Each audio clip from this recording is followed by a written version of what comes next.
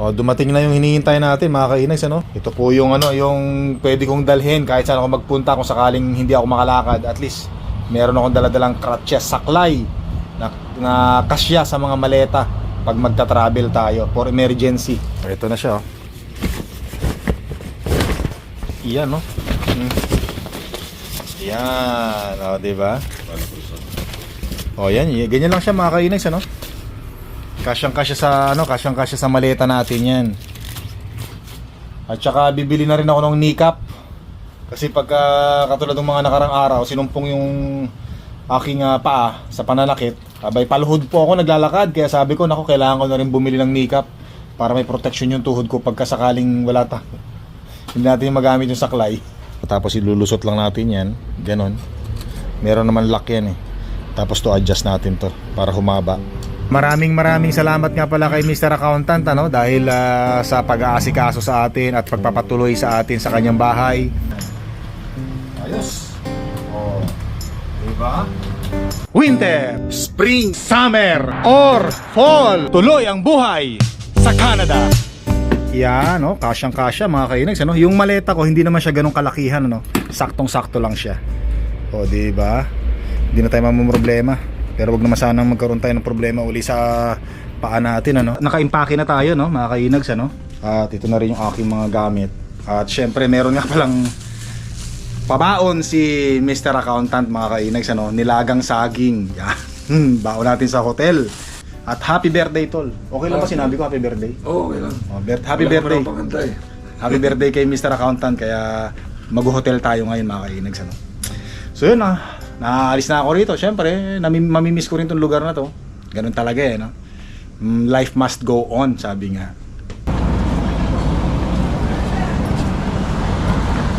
Yan, so dito tayo makakainig sa ano, no? Sa kalye. Ay, dito na pala tayo. Kaya tayo ipaparan ng taxi. Yan.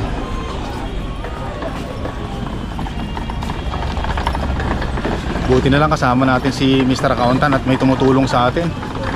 Kaya lang medyo nabibigatan si Mr. Accountant. Medyo mabigat yung maleta natin eh. Yan. Ay, nako, mamimiss natin to mga kainags, ano? Mamimiss natin tong lugar na to. Ayan, sana pumara yung taxi. Kaya lang ayaw eh. Ayaw. So abang-abang lang tayo dito mga kainags, ano? Nako, mamimiss natin tong etong lugar na to mga kainags, mamimiss natin to. Saan pa kaya tayo dun, tol? Ayan, dito tayo. City of Mandaluyong. Palengke pala rito rin, hanggang dito palengke rin, ano? Dito tayo, pwesto lang tayo dito mga kainags, ano? Sana makakuha tayo ng taxi kaagad. Ayan. Sa kahit dito, sarap tumambay dito eh, no? Malilibang ka eh. Ayan, no? O, ayan. Sana wag tayo mahirapan sa pagpara ng taxi.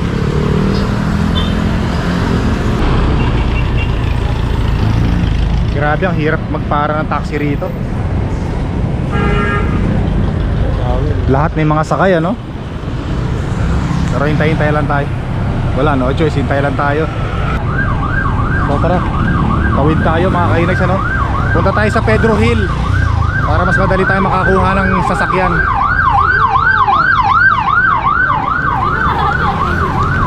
Saan tayo, tol? Sa kabila, tatawid tayo sa kabila.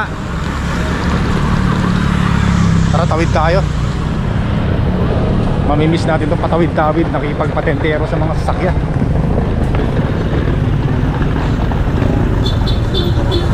At saka mamimiss natin yan mga kainags, ano? Mga palengking, mga tinitinda sa palengke dito. At saka syempre yung ganito mamimiss natin yan, no? Masikip na daan dahil sa mga sasakyan at mga tao. Kaya sumakay na kami ng jeep mga kainags, ano? Para doon kami sa Pedro Hill LRT papara. Mas marami mga taxi na dumadaan pala doon.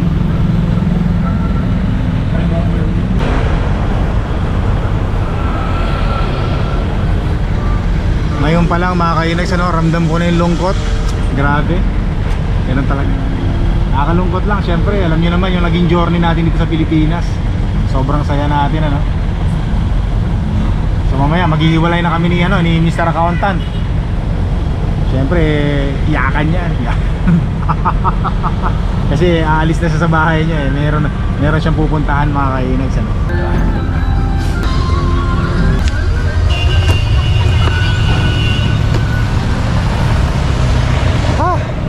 Dito na tayo sa Pedro Hill. Dito tayo papara ng taxi mga kainags, ano. Sana may madaanan tayo, may dumaan dito. Ayun na yung LRT. Sa kabila tayo, tol. O, tara. Sa kabila.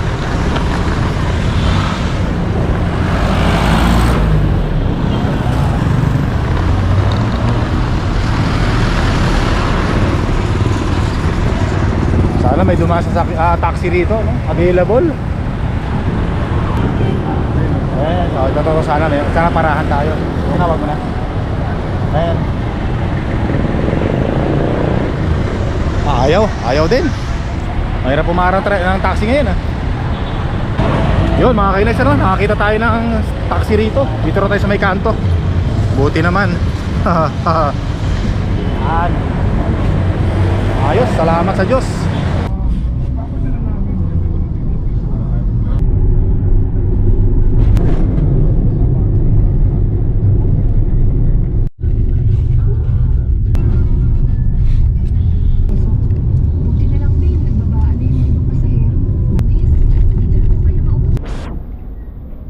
Dito na tayo sa hotel mga kainags, ano.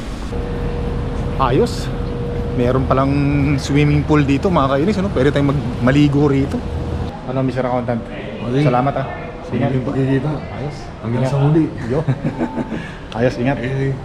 Ay, ito yung malungkot mga kainags, ano. Ganun talaga eh. Ayos.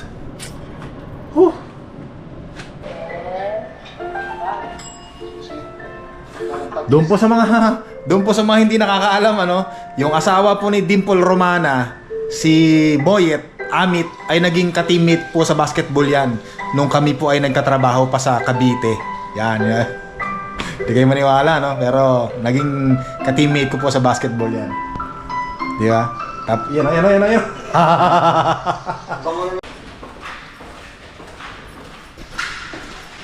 Bili lang tayo ng mga tubig. Grocery muna tayo. Yung buong building, hindi siya yung hotel mismo yung nagmamanage. Kumbaga maraming mga tao ang may-ari ng bawat kondo. Iba-iba yung may-ari. Medyo nakakalito, no? Hindi katulad yung nakasanayan natin na pag pumunta ka sa isang hotel, isang building, lahat ng building na yon, kumpanya ang may-ari. Dito, bawat pintuan, iba-ibang tao yung may-ari, no? Ayan, no? Yan yung mga tubig na bibili natin mga kainags, oh. Diba? Buti meron. Ito kailangan natin tubig. Ito muna. Ayos. Buti na lang merong grocery na malapit lang dito mga kainags, ano? Hindi tayo na problema sa pagbili ng tubig. Ay, salamat. Yun, oh, andun lang tayo. Yung mga dinadaanan ng mga yan sa harapan natin. Diyan lang yung entrance ng hotel natin mga kainags, ano? Ay, ako po. Ay, salamat. Tapos nag-usap nga pala kami ni Mahal na Reyna mga kainags. Abay, ang kwento niya sa akin, hindi raw masyadong nag-i-snow sa Canada.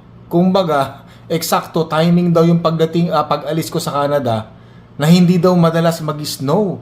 Kumbaga nung may pinakita nga sa akin siya mga picture mga kainags, ano, sabi niya ito yung harapan ng bahay natin. Kung napapansin mo, yung mga snow sa gilid ng pathway natin ay natutunaw na ngayong buwan pa lang ng February.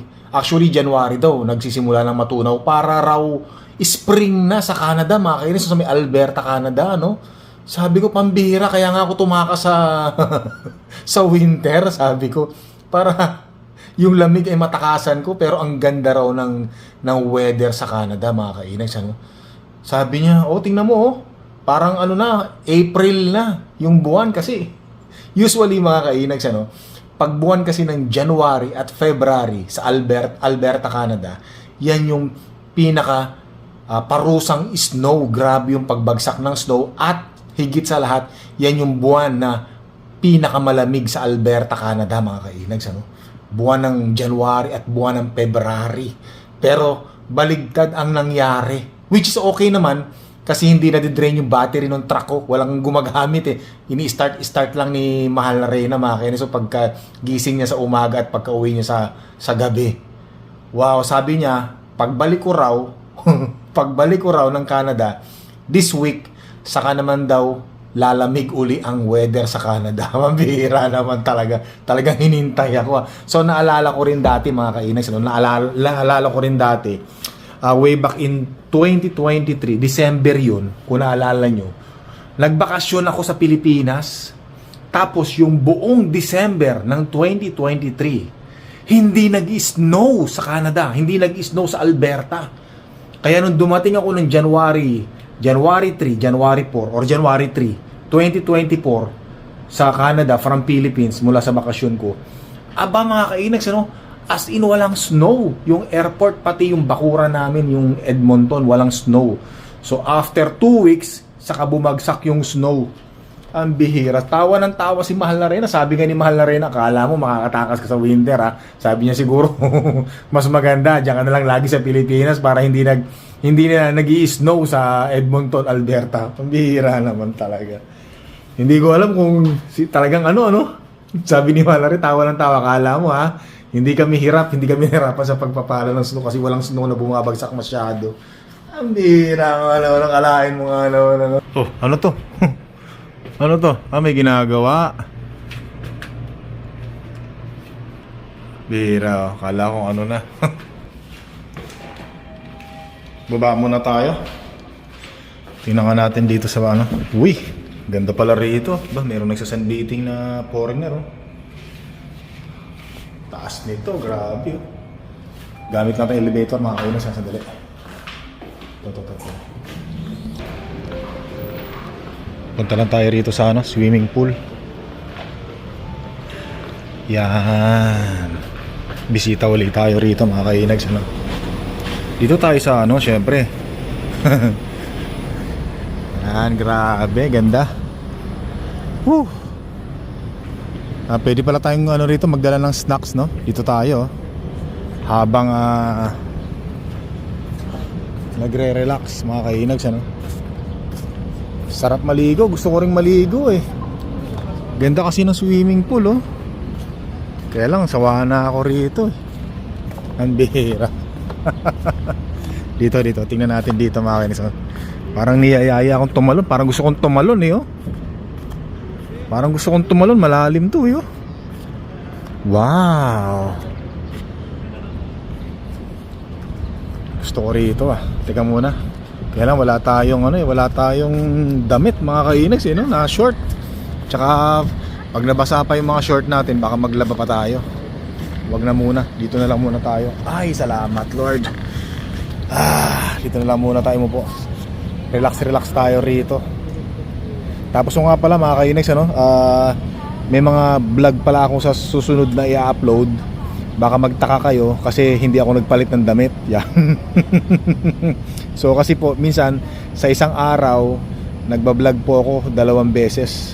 2, kaya baka magtaka kayo, sabihin nyo, naku si Inag, so hindi na naman nagpalit ng damit, oh. Kahapon niya pa suot yan. Tapos itong pangalawang vlog niya, yun uli yung suot niya. Mukhang hindi nagpapalit ng damit, mukhang hindi yata naliligo. Yan, gwapo-gwapo pa naman, sayang. Ang gwapo na, ang lakas pa lang dating ni Inags, kaya lang mukhang hindi naliligo, hindi nagpapalit ng damit. Yan. Ang bihira. So hindi po, katulad ngayon, magbablog ako ngayon, tapos mamayang hapon, pag may pinuntahan tayo, magbablog po uli ako.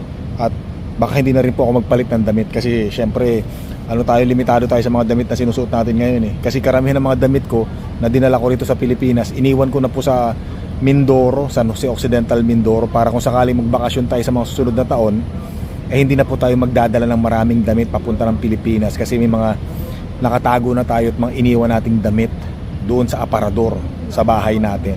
Yan, di ba? So baka lang magtaka kayo kaya sinasabi ko, mga kainags, ha. Akyat na tayo.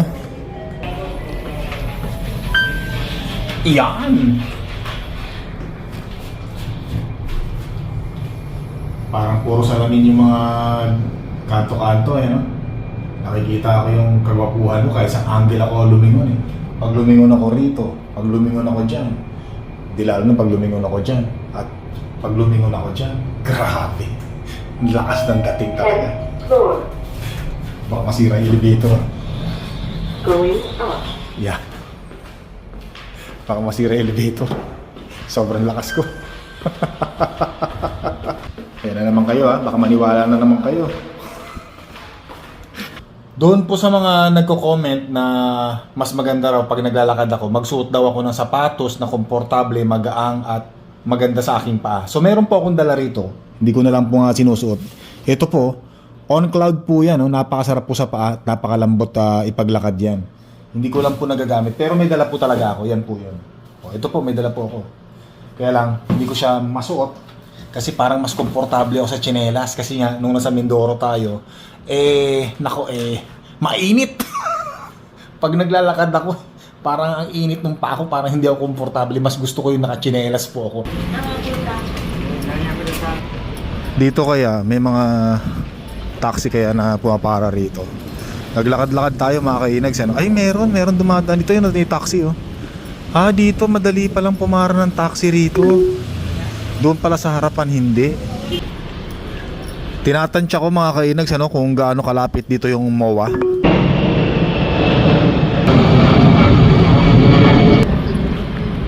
Dito yata yung MOA mga kainags Nagtanong ako rito, sabi nila yung MOA raw mga 15 minutes paglalakad. Kaya lang ayoko na munang maglakad mga kainags kasi nga yung paa natin Pero may balak talaga akong pumunta ng Mall of Asia mga kainags Syempre hindi ako papayag na hindi makapunta ron.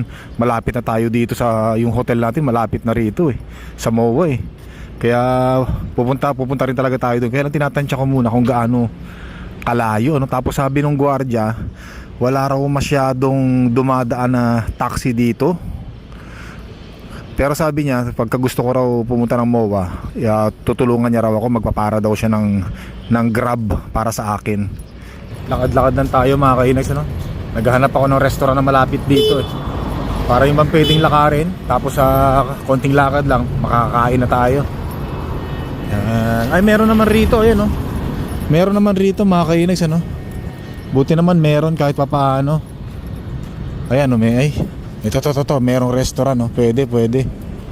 Hindi tayo magugutom dito kahit na maglalakad-lakad lang tayo.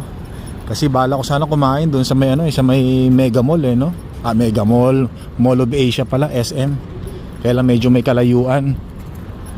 Ito meron din dito ayos. Ikot pa tayo doon, subukan natin tumingin-tingin mga kainags Ay, ganda talaga ng Pilipinas especially pag palubog na ang araw mga kainags dito maraming tindahan dito. Ayan mga asong gala Ano yun? Merong yun? Parang may mall doon parang sarap puntahan nun Puntahan nga natin bukas yan. Kaya lang maglalakad na naman tayo. Ayoko na maglakad. Mga asong gala, kawawa naman Tingin tayo rito. Maraming mga tindahan dito, pati dito Golden Phoenix Hotel. Ayun merong restaurant din dito mga kainags, yung Castle Kitchen Yan po ayos. Mabubuhay pala tayo rito kahit dito lang tayo. Ano kaya yun? Meron pa yata dong sa taas ayun kulay blue. Lakad-lakad lang muna tayo rito, ikot-ikot. Yan.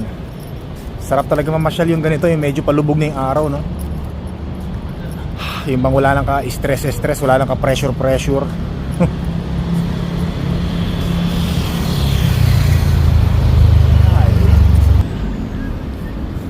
Max. Ito merong rito. Merong Uncle John's. Diretsuhin nga natin to mga kainags baka may makita pa tayong ibang makakainan dito. Marami. Meron nga rito. Ayun po. Pwede. Ito. Ito. Ano ba to? Pandesal. Doon pa tingin tayo doon mga kainags para bukas Dito na lang tayo, hindi na tayo lalayo sa hotel natin. Ito pa restaurant din ano. Pwede. Ayun yung ano, SM Mall of Asia, ayan Ayun, IKEA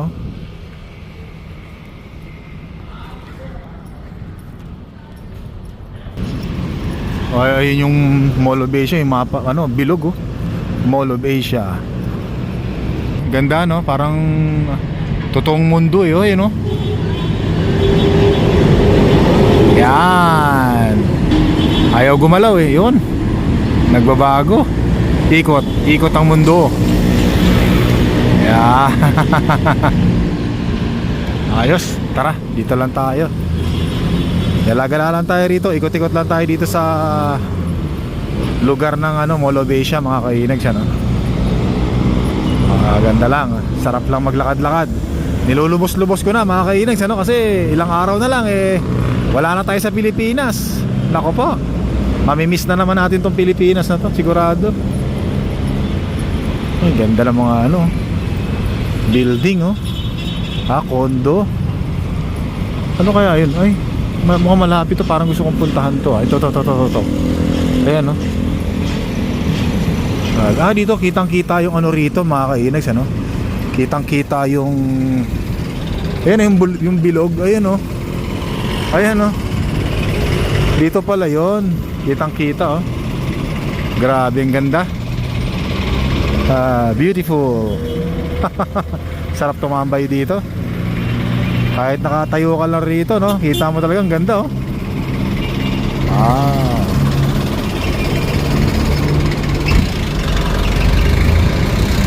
Mukhang napapalayo na yung lalakad ko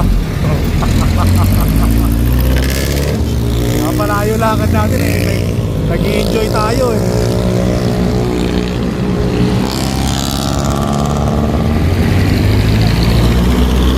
Yaman siguro na may-ari ng mga to Ayun, mayroon pa lang. May mga kainan pa pala rito mga kainags Ay, dito pala may Starbucks coffee. Aba, pwede tayo mag Starbucks dito Ayan bukas. Dito, lakad pa tayo rito.